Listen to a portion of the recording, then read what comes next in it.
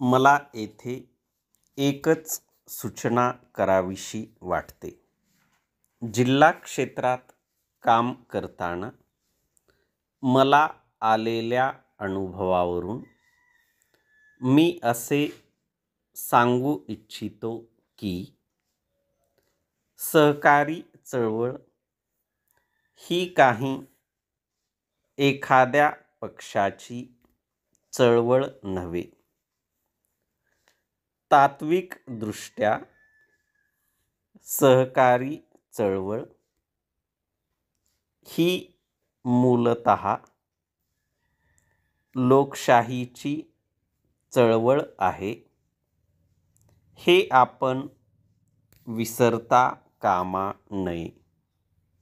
या चळवळीमागील हा दृष्टिकोन आपण नीट समजून घेतला पाहिजे आणि लोकशाहीचे हे स्वरूप कोठेही डागाळणार नाही, अशी आपण काळजी घेतली पाहिजे.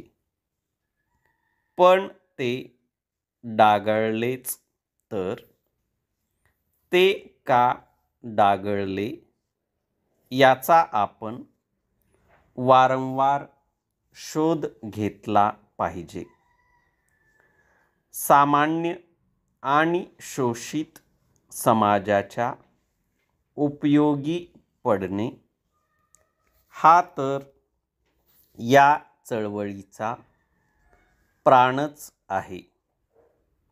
पण खऱ्या अर्थाने आपल्याला ही चळवळ चालवावयाची असेल तर तिच्याकडे आपण लोकशाहीच्या दृष्टिकोनातून पाहिले पाहिजे.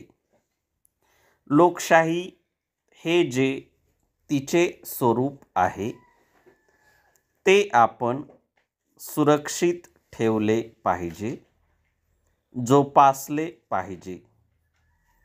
मी आपणाला आग्रहपूर्वक सांगू इच्छितो की ही सहकारी चळवळ वाढते आहे आणि त्याचे मुख्य कारण सहकारी चळवळीत आर्थिक विकास करण्याची जी शक्ती आहे ती लोकांना समजून चुकली आहे.